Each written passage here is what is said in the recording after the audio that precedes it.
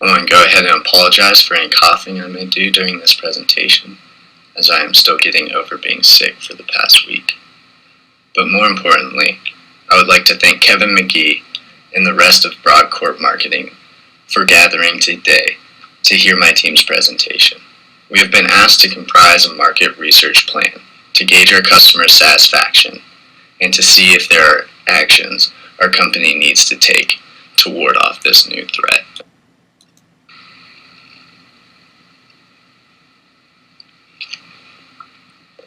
The need for this market research. A competitor is moving into our market strongholds and offering a cheaper yet higher bandwidth than us. This is concerning because it looks like they may be able to poach some of our customers. Although it does not seem like this will be an offer that this company will be able to sustain for any given length of time. We have comprised a following research plan just in case for our company to see how we perform in the eyes of our customers and to see the loyalty that our customers have towards our company. IBIS World statistics on key factors for success within the internet provider industry include close monitoring of competition, which our company seems to be doing upon our competitor, and ensuring pricing policy is appropriate. Ensuring pricing policy is appropriate within the means of the satisfaction that our customers feel they are obtaining from our products will show us more how our prices stack up and whether or not we need to increase or decrease our prices and the level of loyalty that our customers have when choosing whether or not to maintain their service with us and continue to pay for that.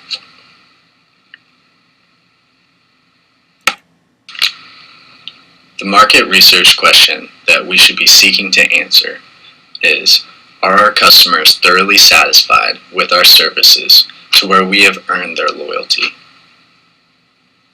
Obtaining this sort of question and the answers to it, we would want to ask a question similar to, how would you rate your satisfaction with your current Broadcorp communications service or services?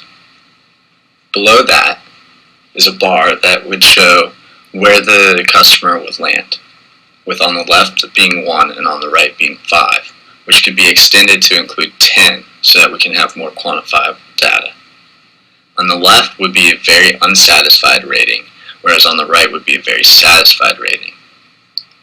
IBIS World also states that customer service is one of the main reasons of competition within this industry. So through offering better services and through ensuring that our customers feel that their service when they call us and when they have issues is stellar and very satisfying, we can ensure that we have the upper hand on our competition. The tools and methods we would use for our research. We would be seeking primary research, which would be the most helpful. It would allow us to deal directly with current Broadcorp customers. The way we would obtain this data would be through a survey. This would be an opportunity for us to easily administer questions and provide a survey for our customers to fill out. The pros of a survey over other tools or methods. Surveys are cheap and are an easy form of marketing that allow you to create and formulate a survey without much costs incurred, and you can effectively send them out to a large group of people without needing to print them just through the option of a link. They allow for a large range of questions and would allow us to ask as many questions or as few questions as we want, and as detailed or as simple of questions as we would desire as well. They are less time intensive than social media research, meaning that we would not need to send a team to go peruse over social media to see what people are saying about us, and we'd not have to formulate some form of strategy in which to get people to participate in some form of social media research. It would be easier to obtain participants than a focus group. We would be able to garner a larger sample size, and we'd be able to keep that specifically to our customers. They do not require the time that interviews would require, and we do not require the manpower that interviews would require, meaning that we don't have to send people out to meet with our customers or to call them and try and get on their time schedules or try to get them to be on our time schedules. Through attaching it to customers' bills, it would ensure that after several months, all customers would have multiple opportunities to see the survey and participate. Even if a customer did not make a bill payment or lost a paper payment or a paper bill, they would still be able to see the next months and have an opportunity to participate. In order to garner more participants, we believe that it would be effective to offer incentives. Through offering a percentage off of their next bill, we could ensure that more people would participate.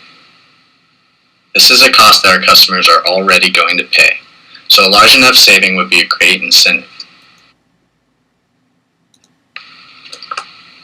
Next, we will be looking at the two forms of data that we would seek to obtain through this survey. The first being qualitative data. Now, what is qualitative data? Qualitative data looks into the reasons, the motives, and the emotions behind the customer's actions and choices. This would be a helpful form of data to obtain. One, because it would allow for answers beyond just the numbers, things that the numbers just can't prove. Two, it would give a good eye into why customers really feel either satisfied or unsatisfied with the quality of service that they are obtaining through Broadcorp. And three, it would show specific areas of strengths and weaknesses that numbers just can't show for us.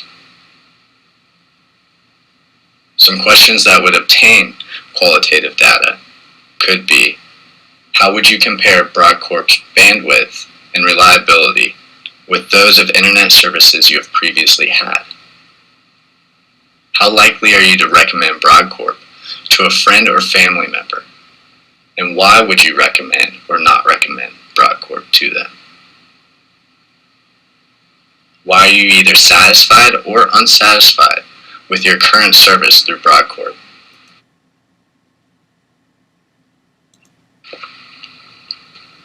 The second form of data that we would hope to obtain would be quantitative data. Now, what is quantitative data? Quantitative data deals with measurements of the objective numbers, not with subjective data, such as emotions or motives, as with qualitative data. Why quantitative data would be useful for this issue? First, it would allow us to see the levels of satisfaction or dissatisfaction that our customers have towards us. Two, we would be able to see the percentages of loyalty and how loyal customers feel towards us.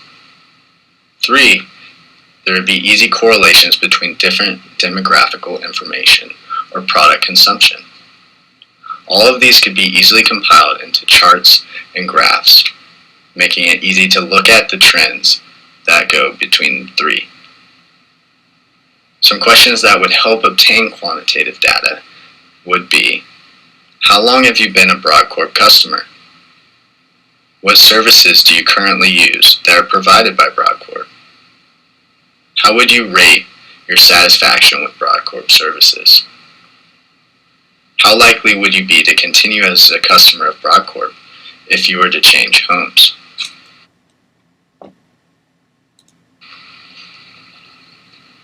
The data we would need to satisfy our research question would include satisfaction ratings, loyalty ratings, and other ratings, such as customers' ratings of our speed, the quality of our service, and the pricing that we offer for our services.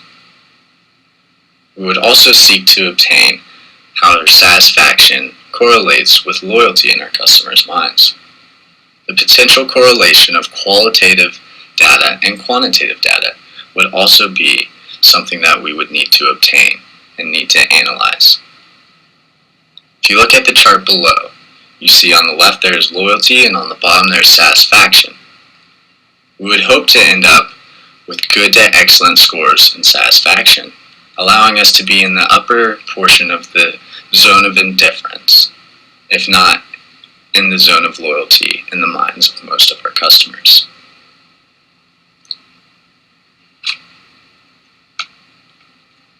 Paul Haig and Nick Haig state the following about customer satisfaction, and we believe that is interesting to use when evaluating Broadcorp's stance.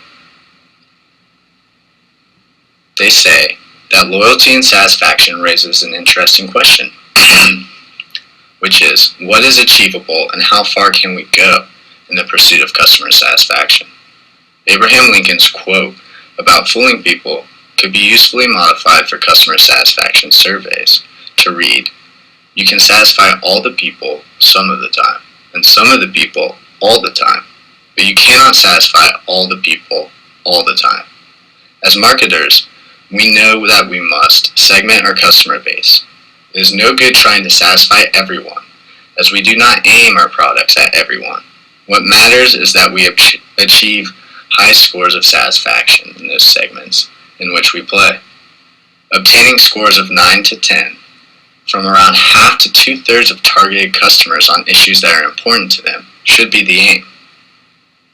With this in mind, we should seek to see where our satisfaction and loyalty stand in customers' minds in regards to our internet providing.